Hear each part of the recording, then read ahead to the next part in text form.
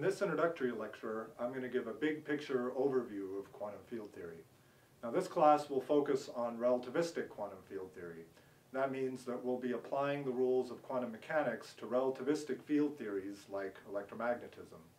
Now this is certainly something that we have to do since we know that electromagnetism exists and nature is quantum mechanical. And in fact, this is how things developed historically. The earliest work on quantum field theory arose from attempts to quantize the electromagnetic field. But what is less obvious is that all fundamental interactions are necessarily described by quantum field theory. So we'll write our first equation.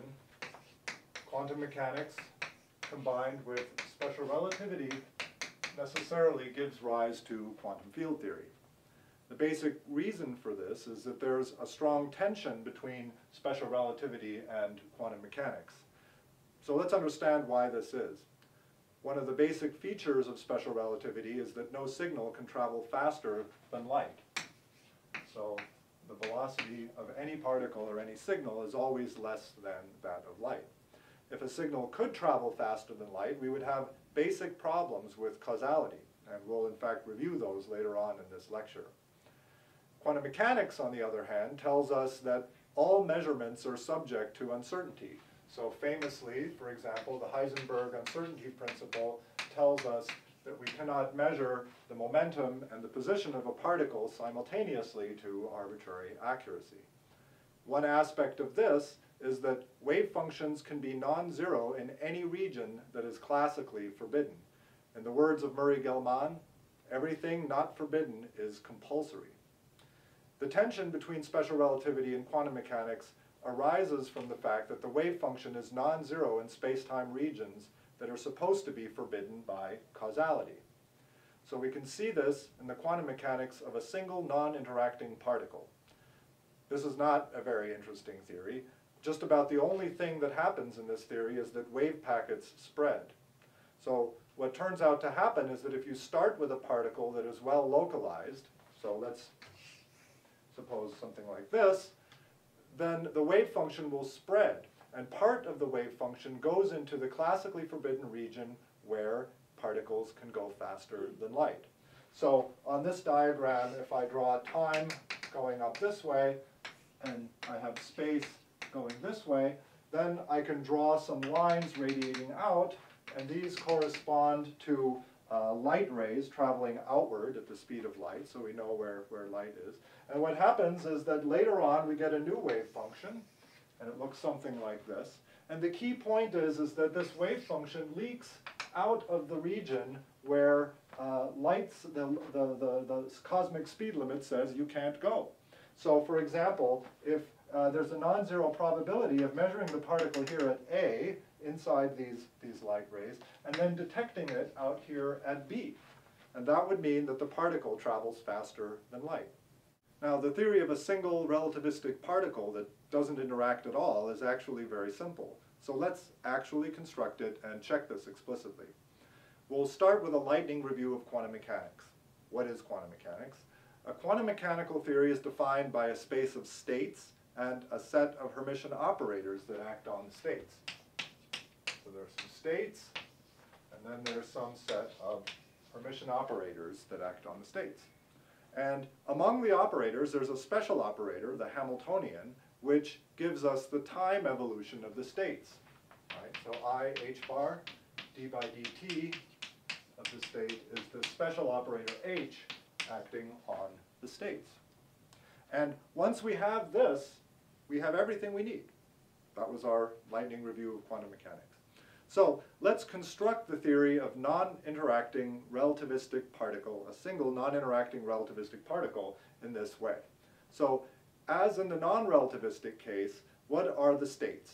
Well, a complete set of states will be the eigenstates of the three momentum operators. So there'll be some states, P. Those are all of the states that there are. Every state can be written as a linear combination of these. What is the energy for each one of these states, we need to know what the Hamiltonian is. That means we need to know how the Hamiltonian acts on these states. And what we assume is that these are energy eigenstates. So the Hamiltonian acting on these states gives us the energy of that state, the eigenvalue, which we'll call E of P, acting on the state. And the energy is given by the relativistic formula that this is P squared C squared plus M squared C to the fourth. Okay? So this is the relativistic formula for the energy of a particle of 3 momentum P and mass M. And of course, it's very important here that we're taking the positive energy to be positive here. Now, this defines the theory completely. I've given you the states, I've given you the Hamiltonian, okay? And that's it. Now, you may be just a little bit suspicious at this point because you might be saying, well, okay, you've used a relativistic formula. This is the only place where relativity ever appeared. Maybe I'm hiding something. Maybe this theory is secretly not really Lorentz invariant. Well, actually, in the next lecture, we'll actually show explicitly that this theory is Lorentz invariant, and that will be an important stepping stone for understanding how to construct quantum field theory. But at this point, hopefully it's at least completely clear, I hope it's clear, that this is really the only thing the theory could possibly be. Okay, so let's consider the spreading of the wave packet in this theory. Now the momentum space wave function we can easily write down as a function of time because the momentum eigenstates are the energy eigenstates. So the time dependence is just a phase, e to the minus ept times the momentum wave function at time t equals 0. And actually from now on, I can't help myself. I'm going to set h bar as 1 and c equals 1. Okay? You'll just have to deal with that, I'm afraid.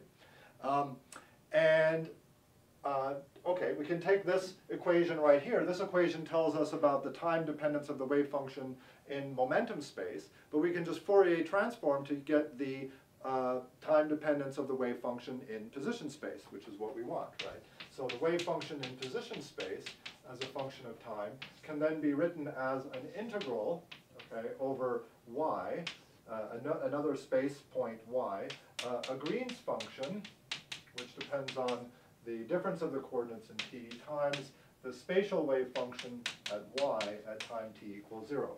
So there's a linear relationship in momentum space, there's a linear relationship in position space. You get this just by Fourier transforming. And what is this Green's function?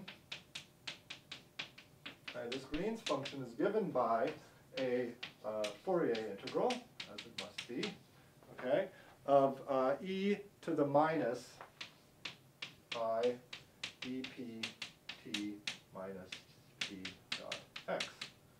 Okay? All right. So now, this is our Green's function, and as always, the Green's function tells us basically what it is actually the wave function that we would get if we had a delta function here for our initial wave function. So we can just look at that already tells us about how the wave packet spread. So let's focus our attention on this Green's function, okay?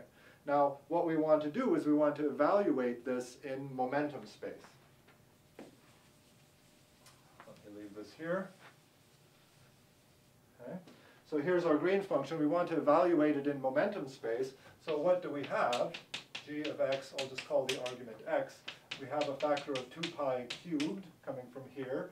We want to use spherical coordinates in momentum space. So we have a p squared dp, 0 to infinity. So now p here means the magnitude of the vector, 3 vector p. And then we have an integral from over the theta spherical coordinate from minus 1 to 1 d cos theta. And then we have the integral from 0 to 2 pi d phi. Okay, and then we have this argument, which is e to the minus I ept minus, and this is p times x times cos theta here. Okay, so this is what we have, and this p is the magnitude of the 3 momentum p, as I said. This x is the magnitude of this argument here. Okay, so nothing depends on phi, so this integral right here just gives us another factor of 2 pi. And we can easily do this integral over cos theta. Okay, so this is sine theta d theta, but it's often convenient to write it as d cos theta. We can do this integral, and then combining a few of these factors together, what do we get? We get 2 pi squared, if I did it right in my notes. And then we have the integral 0 to infinity p dp, okay? And then we have e to the minus I dp t, and then we have sine px, okay? So this is what we have, okay? Okay, now, what we're really interested in is whether this integral is non-zero or not outside the, in the sort of region where x is bigger than t, right? Remember, we're using c equals 1 units. So if x is bigger than t, that would mean that there's a non-zero probability for the particle to go faster than light, okay? So just to find out whether something is not zero or non-zero, we shouldn't have to compute the whole thing, right? And in fact, we can understand that this is in fact non-zero because of this this exponential factor right here. So remember that the energy here is always positive, right? And that means that this imaginary exponential right here becomes a damped exponential if the imaginary part of t is negative. So if we analytically continue this function to complex t, then this becomes damped for imaginary part of t less than 0, and that means that this function right here is actually an analytic function of t for fixed x, okay? Now, an analytic function of t has the property that it is, if it vanishes for any finite interval of t, it has to vanish identically.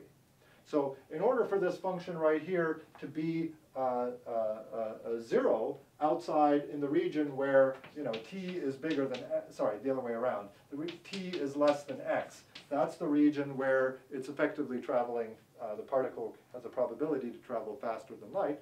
In order for the thing to vanish in that entire region, it has to vanish identically in a finite strip of t, okay? And you can actually, it's not very hard to see that this integral is in fact non-vanishing, okay? So this, we could actually evaluate this integral. It's not that hard to do. You can actually find it in some textbooks. For example, in Sidney Coleman's lectures, he goes through the evaluation of this. So if you want to see that, you can see that there. I want to point out this, emphasize this argument because it says that the fact that this is non-vanishing comes from something really basic. It comes from the fact that the energy here is positive. So if we evaluate that integral, what we find, this sort of picture that we had before of the wave function spreading, that the wave function out here is non-zero, and it has the sort of form that we would expect from tunneling into a classically forbidden region. Namely, it is, if r here is the distance away from where the wave function, the classically forbidden edge, if you want, then it goes, dies out exponentially away from that, but it's non-zero, okay? So this can be, as I've said before, this can be thought of as sort of tunneling into a classically forbidden region. So this means that there is a non-zero probability to send a signal faster than light. So there's a non-zero probability to go from here inside these light rays to outside, okay? And this means that we can send signals faster than the speed of light, okay? A signal, an experimentalist here at A can send a signal to an experimentalist at B. It may not be very efficient because this wave function is very small, but it's still a form of faster than light communication.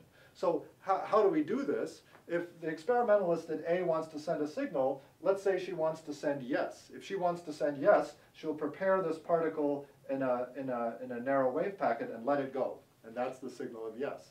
And then the experimentalist here at B has a non-zero probability to detect something. If experimentalist A wants to send the answer no, she keeps the particle confined, doesn't let the wave packet spread. Then, no matter what, the experimentalist B will see nothing.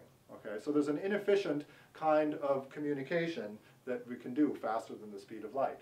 Okay, so let's just remember why this is a paradox. Suppose that we're able to send a message from A to B, where A and B are space-like separated, okay, like we've been drawing.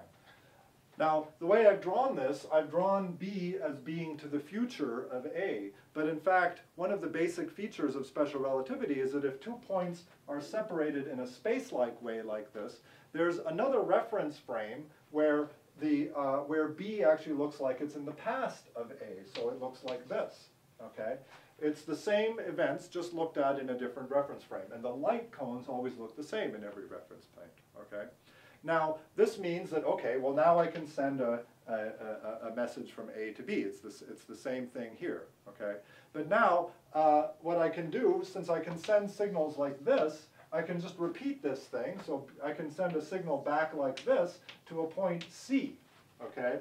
The point is that A and B can't actually talk to each other, right? But B, if it can send a signal faster than light, can send a signal back to C, and now C is just something that can definitely talk to A.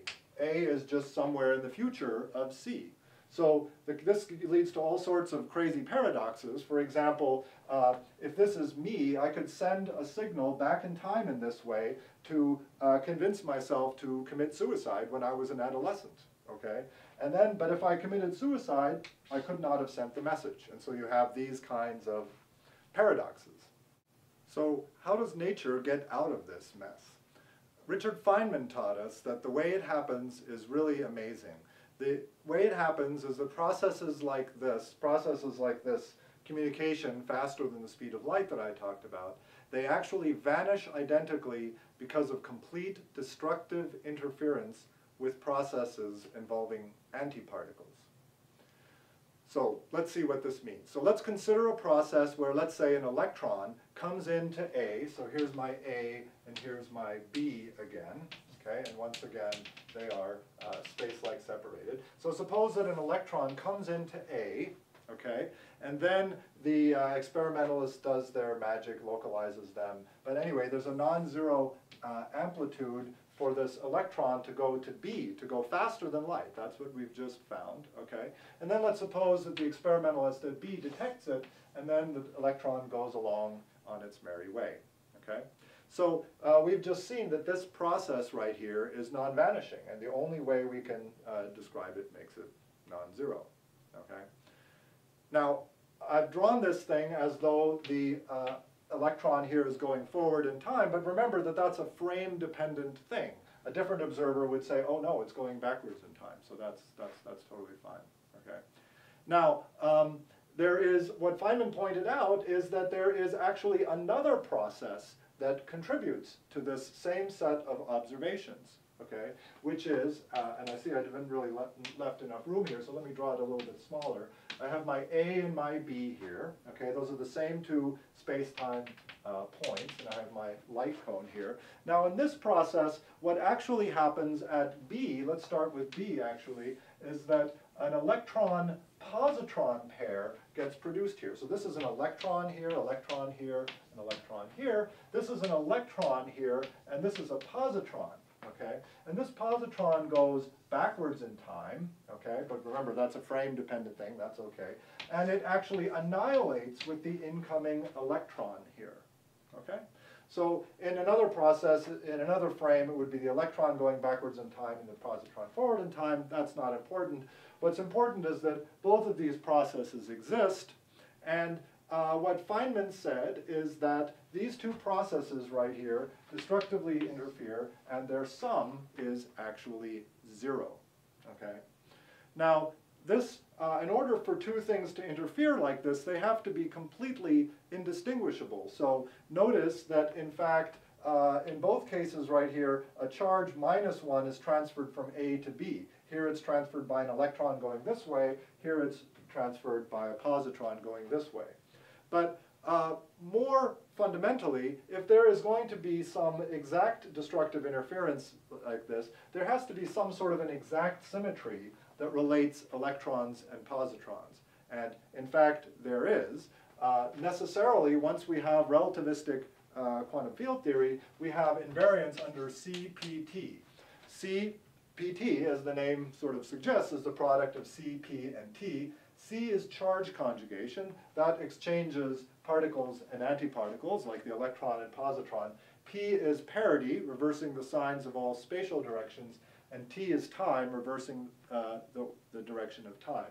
So this symmetry altogether does interchange particles and antiparticles, and this tells you, for example, that electrons and positrons have to have exactly the same mass and spin and other properties. The one thing that changes is their charge.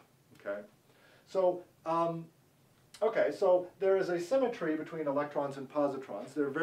They're almost like each other except for this flip of the charge, okay? But there's something more. The fact that these two amplitudes have to exactly destructively interfere tells you that there has to be a very intimate relation between these two things, and we will see that in fact that is the case, that these two processes are exactly linked. So it turns out that this is actually how it works in nature. And as far as we can tell, it's the only way it could possibly work. The way I've described it up till now, this seems like a total miracle, right? But it actually isn't. So let me explain a little bit how this comes about, and in a later lecture we'll see this in more detail. So if you don't understand everything I'm saying, just hang on for another lecture or two, and it will hopefully become clear. But I want to try to give the idea that this is not just a total miracle.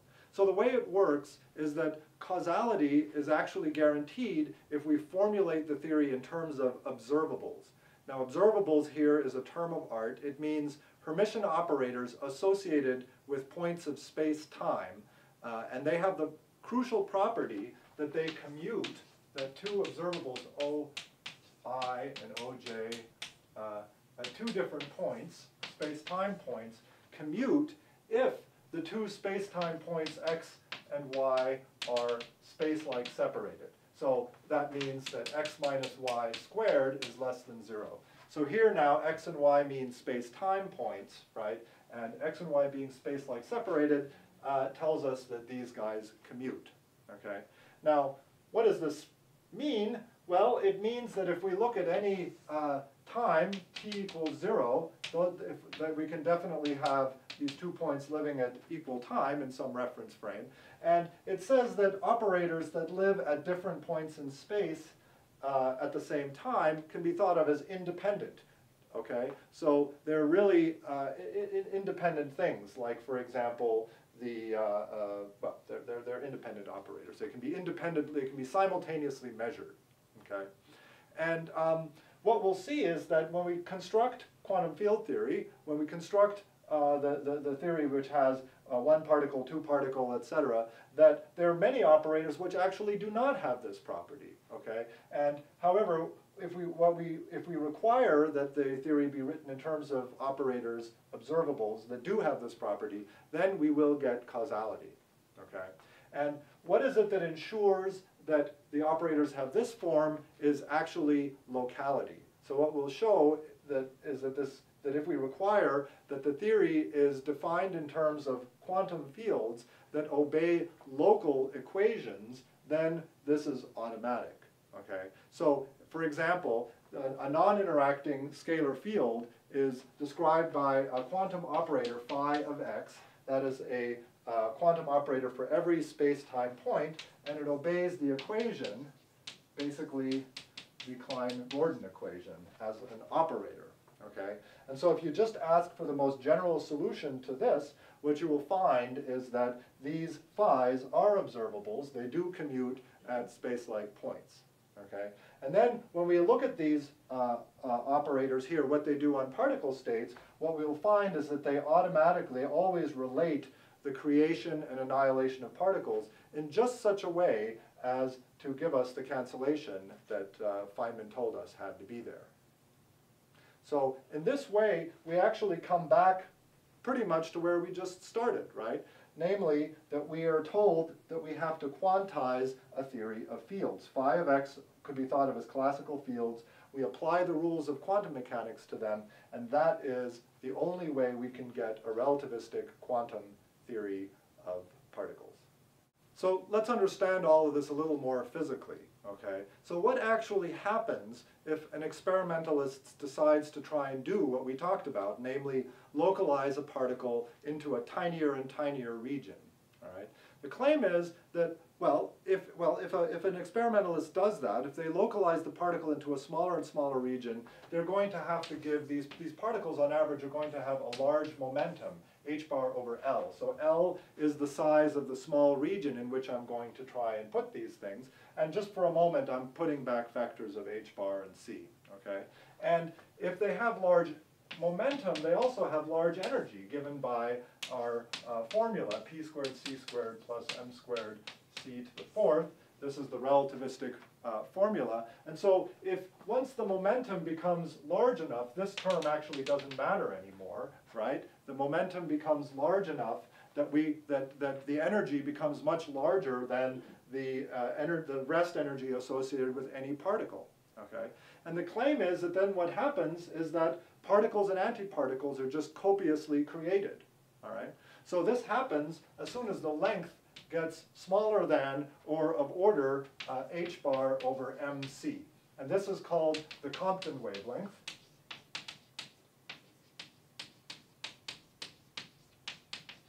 And this kind of argument tells you that whenever you try to probe the theory on these the distance scales shorter than this, you necessarily have to deal with relativistic particles and particle creation, okay?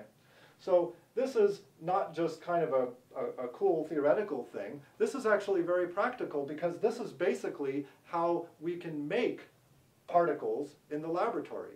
It's the basic mechanism behind particle colliders, like the Large Hadron Collider that's currently running at CERN. The collision between two beams of particles effectively localizes a large amount of energy in a small region, and that gives rise to creation of particle-antiparticle pairs. And this is really the basic reason why we're able to experimentally study particles that we are not made out of.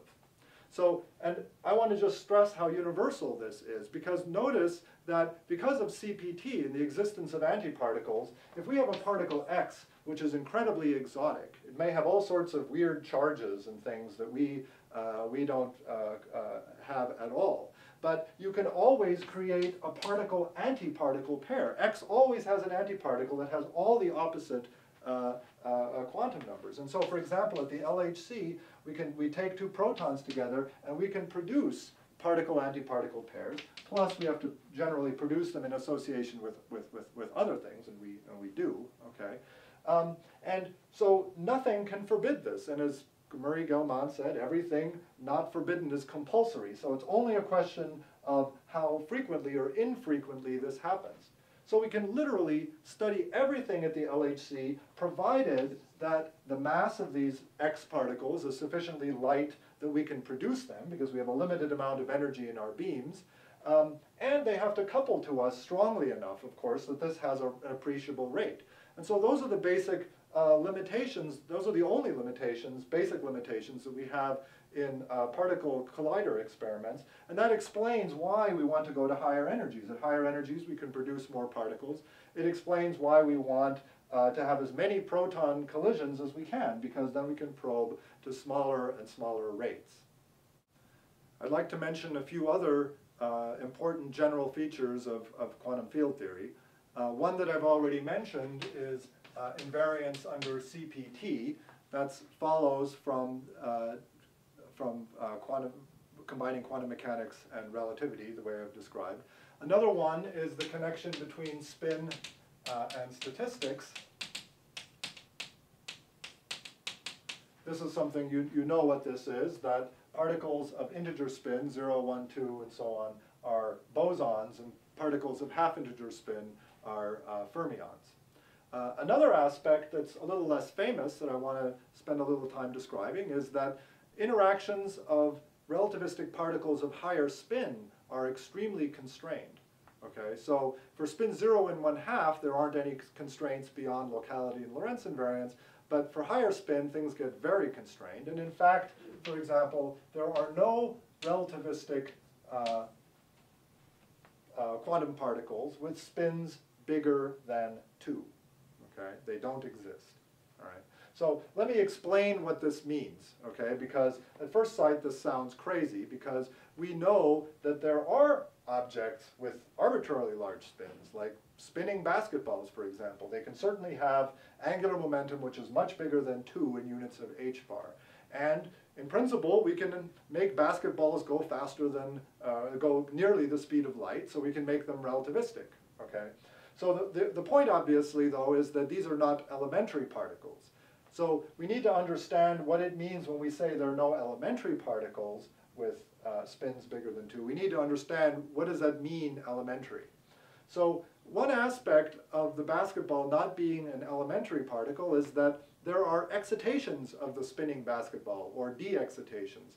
There's not just one energy level, there are many, many energy levels. In quantum mechanics, what we think of as a continuum of possible motions of the basketball is really discrete, if we're talking about the rotations. And so there's some spacing of these energy levels, which is, of course, tiny. It's so tiny we can't see it. And the point is that the spacing between these energy levels is obviously much, much less than the mass of the basketball. In other words, the rest mass energy of the basketball is enormously larger than these tiny, tiny splittings between these levels, okay? Now, why is this relevant? Because when we want to talk about a relativistic basketball, we want to do relativistic interactions of the basketball, for a relativistic particle, we can neglect its mass. So we can think of the relativistic limit of the basketball as the m basketball goes to 0 limit. But from this that we see, what we get in that limit is not just one particle, one basketball. We get a whole ton of states, a lot of states. So in that sense, the massless limit of the basketball is not just one particle. And that is the key difference. That's what we mean by a fundamental particle is one where when we take its massless limit, we look at a massless version of the particle, and then we see that it's only got a small number, a finite number of degrees of freedom, okay? So really what this result says is it tells us what kinds of massless particles we can have with higher spin. So what's the result? For spin 1, okay, for spin 1, the only kinds of theories we can have are so-called gauge theories. Okay? A gauge theory is a theory like electromagnetism, and in fact, you should have heard of gauge transformations in your classical electrodynamics class.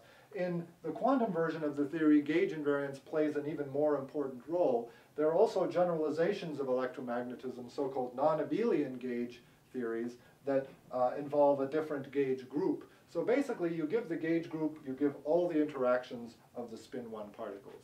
So the spin 1 massless particles exist, but their structure is highly constrained. Now what happens at higher spin? Okay, let's skip up to spin 2. Here, there's an extremely remarkable result that there's a unique theory of a relativistic spin 2 particle, and it is Einstein's theory of general relativity. So this was actually first shown by Feynman and other people in the 1960s, and it's a truly remarkable result and gives you another perspective on what is sort of fundamental about GR. It's simply the unique theory that you can have with spin 2. So what about the other spins that I skipped? There's spin 3 halves, okay, which is special, as I'll say in just a second. And then I can have the higher spins. I can have spin 5 halves, 3, etc. So anything above 2, okay, basically anything above 2. So what turns out to happen is, for all of these theories right here, first of all, you can write down interactions for massless theories of this type, but they are so-called irrelevant interactions. They're interactions that sort of go to 0, that become arbitrarily weak as you go to low energies, okay? Now, that's actually, those theories could still be potentially interesting. In fact, general relativity is a theory whose interactions are also irrelevant in the same sense, okay? However, there's now something very interesting, which is that if you say, let's say we believe that gravity is fundamental, or it's just there, okay? And so we need to be able to couple these theories right here. They need to be coupled to gravity. And by the way, there's of course no problem in coupling the gravity to spin 0, spin 1/2, spin 1 particles. That's all totally straightforward. You can do that. But now, if you try to couple gravity to these theories, you find something very interesting. In the case of spin 3 halves, the unique theory that you get is supergravity. You get a unique theory that can exist, okay? And it's a supersymmetric version of Einstein's general relativity, okay? And if you go to these other spins, 5 halves, 3, and so on, you can't write down anything at all. So once you include gravity, it really seems that the highest spin you can have is 2. You can only have spin 3 halves when you have supersymmetry. Another thing I want to mention in this introductory lecture is effective field theory. What is effective field theory? It's both a set of techniques and a point of view that allows us to organize our thinking and make progress in many areas, in many problems in quantum field theory. It's very, very important. At the most basic level, effective field theory is really nothing more than dimensional analysis, right? So because we're interested in physics where both relativity and quantum mechanics are important, we'll use units where h bar and c are both 1, as we've said before. So this is what we do, right? If some dimensionful thing is important, we usually measure things in units of it. And that's what we're doing here. We're measuring things in units of h bar and c. So in those units, the uncertainty principle is basically telling us that high energy and momentum are equivalent to small lengths and times. So we have times and lengths are sort of comparable, and they're inversely related to energies and momentum. So if we want to uncover the fundamental structure of interactions at short distances or in short times, we have to go to high energies and momentums to do it. And that's what particle accelerators are for. They're basically very powerful microscopes that allow us to see short distances and times. Okay? So now we can ask the question, given the fact that we have experiments with a finite resolution or a finite amount of energy, what about the effects of things that we can't see? For example, there might be a particle whose mass m is much bigger than E, the energy of experiments that we currently have. So for example, today at the LHC. And certainly we think that there probably are such particles. All right? So this particle is too heavy to be produced, say at the LHC, but its quantum fluctuations are still there, and those will actually give you non-zero effects on the light particles, the ones that we can see. Okay? And so we can tell a lot about these interactions just from dimensional analysis. Okay? And so one of the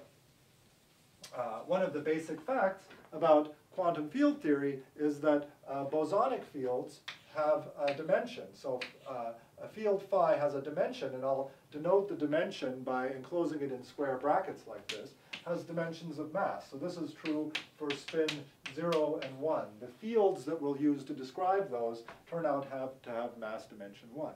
On the other hand, spin 1/2 particles will have dimension mass to the 3 halves. So that's mass 3 halves.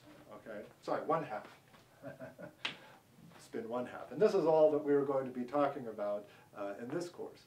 And another important ingredient for writing down interactions are derivatives. Okay, so we have a derivative operator like this, and a derivative operator has units of 1/length, which again is mass. Okay, so that has units of mass. And so what you see is that all of these ingredients that we use to write interaction terms, they have a dimension of a positive power of m. So that means that if I want to write very complicated interactions involving many fields and or many derivatives, those interactions will have a very large dimension in units of mass. And therefore, if I have this new particle of mass capital M, and I'm sorry, I'm using the same symbol for the general mass dimension and the mass of the new particle. Sorry. But we will find that those interactions will necessarily be suppressed by a coefficient which will have to be some positive power of 1/m. Okay? These very complex interactions, of which there are, of course, infinitely many. And if we have a term like this, which has a coefficient with 1/m to some positive power, its effects will be then suppressed by E/m to some positive power, where E is the characteristic energy scale of the experiments that we can do. Okay? So let me give an example of this.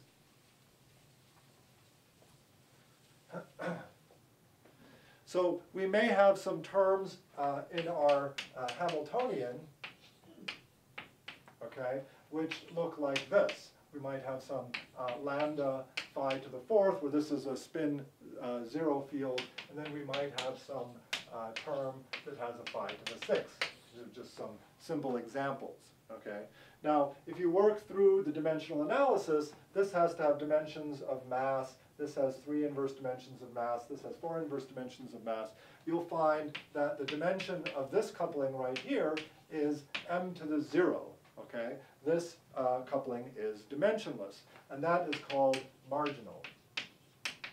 Another example of a marginal coupling is the electromagnetic coupling. So these are dimensionless, and that means that they're just numbers, right? Like alpha is approximately 1 over 137 in our units. They're just numbers. And so they don't have any particular scale dependence. That's why they're called marginal. Okay? On the other hand, as I've shown here, this phi 6 operator has units actually of mass to the sixth, and so its coefficient has units 1 over m squared, and I've written it as some dimensionless constant divided by m squared, where m is our heavy particle. So if our heavy particle is inducing this kind of an interaction, then we expect its effects to be suppressed by powers of e squared over m squared. And so this coupling right here, the phi to the sixth coupling, is called irrelevant. Okay? That's a technical term that means that its strength falls off with energy as a power of the energy. Okay? So what we see is that up to these irrelevant effects, which could be interesting and important but are generally small, the theory is actually determined just by the marginal couplings, and because everything that you use to write a Lagrangian, fields and derivatives, has positive mass dimensions, there's always a finite small number of marginal interactions.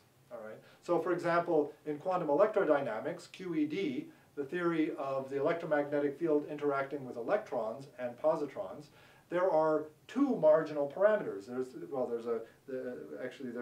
the mass of the electron, which technically is a relevant parameter, but there are only 2 parameters which are not irrelevant. That's the correct thing to say. The electromagnetic coupling strength and the mass of the electron. So there are just 2 parameters that completely specify the whole theory. Now, contrast that to the case of non-relativistic quantum mechanics. Even in simple one-dimensional non-relativistic quantum mechanics, you have to specify the theory, you have to give a potential, which is an entire function of x, which in principle could be arbitrarily complicated. It's only data that tells you that you should perhaps use simple potentials. But the theory has a lot of parameters in it, right? Whereas here, this theory up to these small effects has only a finite number of parameters.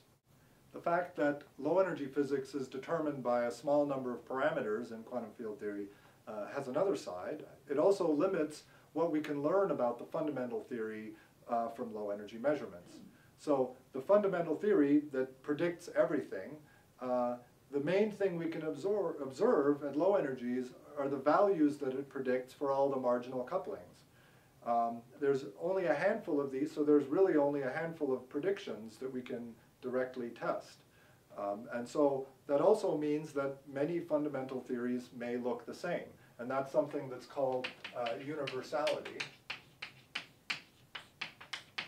It means that oftentimes we can make predictions without knowing the details of the fundamental theory, because many fundamental theories have the same set of low energy particles and symmetries, and therefore have the same set of allowed marginal interactions. So sometimes irrelevant interactions are not irrelevant in the colloquial sense. We might actually sometimes be able to measure them. Generally, what that happens when they are, because they're small, that generally happens when they in fact give you the leading contribution to something. So this happens in the standard model of particle physics. It turns out that the leading irrelevant interaction that you can write down, if you write it down and ask, well, what does this do if it were there, it would generate neutrino masses and mixings. And in fact, the idea that there's some physics at very high scales that generates precisely this operator is the simplest and I would say, most likely explanation for the observed neutrino masses and mixing. So far, I haven't mentioned any coupling constants or terms in the Lagrangian that have positive mass dimension. Actually, I did accidentally mention one of these mass terms. So mass terms are terms in the Lagrangian, and these obviously have dimensions of mass, which have positive mass dimension. So if these were given by dimensional analysis, we would have a kind of absurd conclusion that every mass should be of order the largest scale that is relevant for physics. So the funny thing about this kind of a prediction is that the largest scale gives the biggest contribution, and then we wouldn't see any particles. We wouldn't see the electron, which is obviously much lighter than the largest scales in physics. What are the largest scales in physics? Probably the Planck scale, which is of order 10 to the 19 GeV. This is the scale at which quantum mechanical effects of gravity become important. And so why isn't the electron at the Planck scale? Right? The electron mass is about 10 to the minus 3 GeV. So this is a pretty big discrepancy. Okay. But there's not any big mystery about the electron mass, actually. And the reason for this is that when the electron mass goes to 0, if the electron mass were 0, the theory would have an additional symmetry. It's called chiral symmetry because it acts differently on left and right-handed polarized states. And we'll learn all about chiral symmetry when we discuss spin 1/2 particles, like the electron.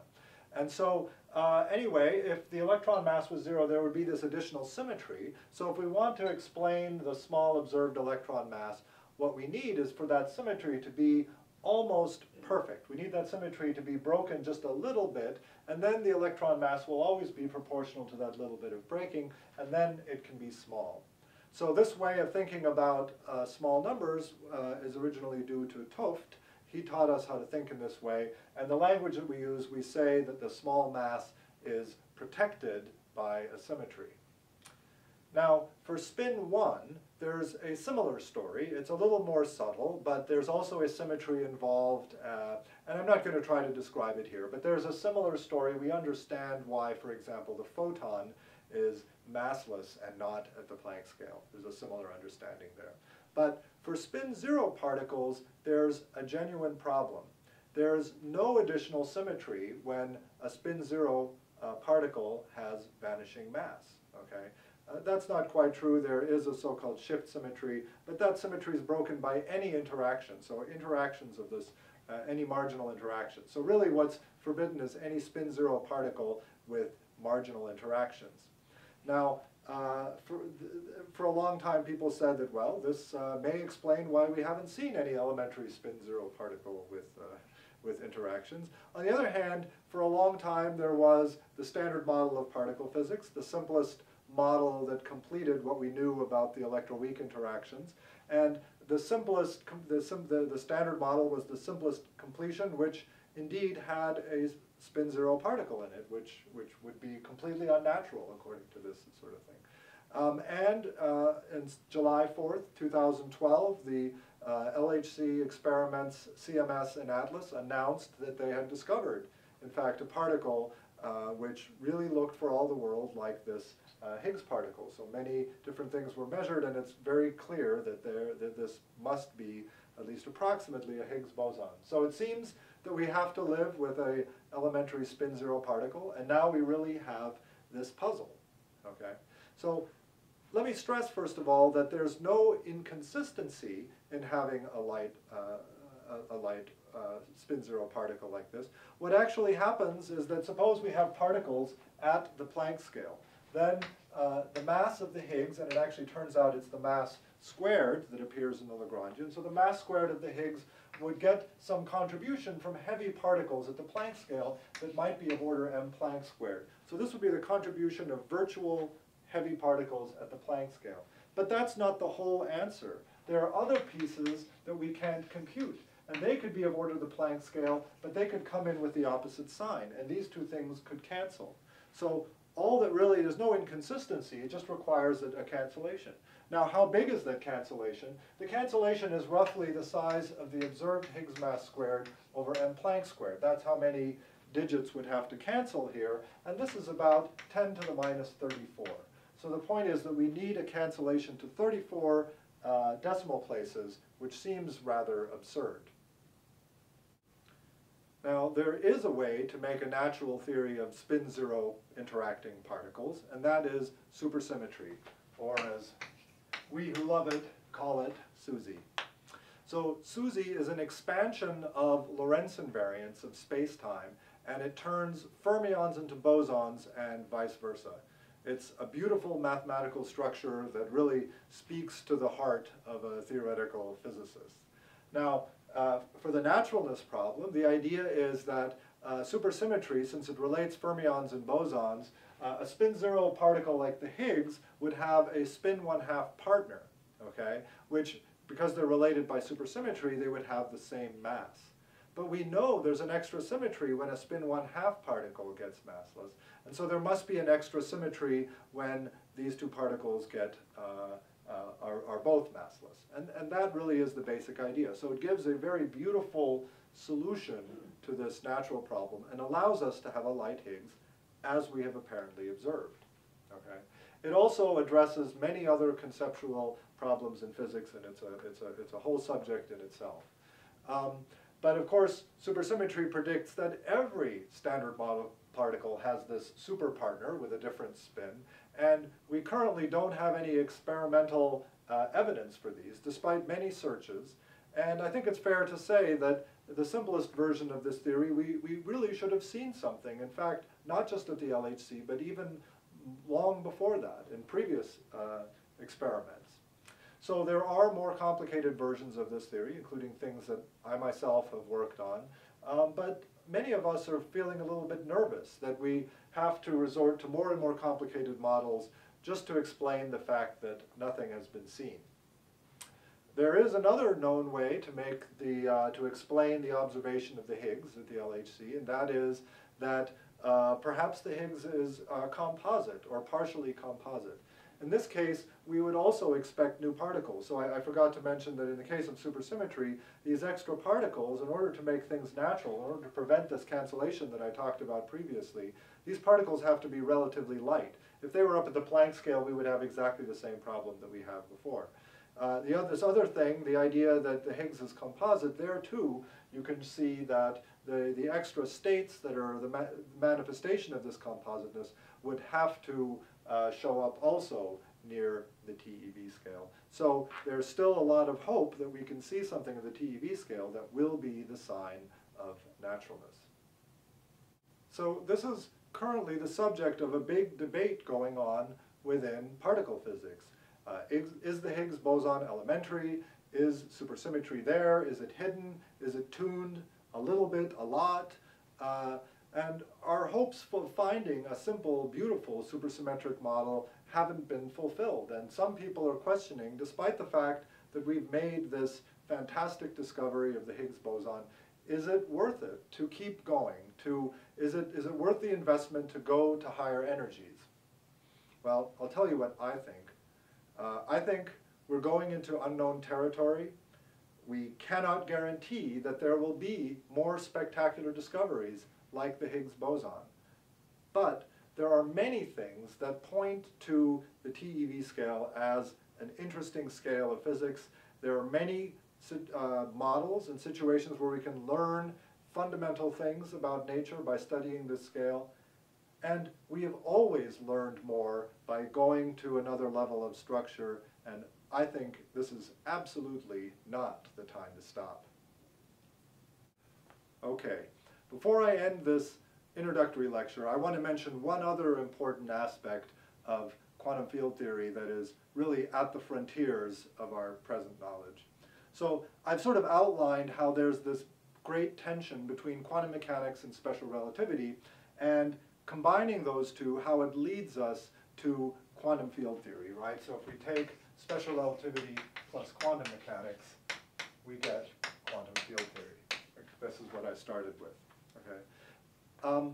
But there are also a new set of tensions that arise when we try to combine quantum field theory with Einstein's general theory of relativity, that is, his theory of gravity.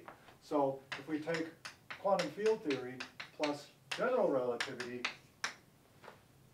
we don't know what we get. We call it quantum gravity, but we don't really know what that means, okay? And so this combination results in a new set of very deep puzzles, okay? What does general relativity say? Basically, general relativity says that all of space-time structure is defined by a space-time metric that is itself a dynamical object. It's not fixed.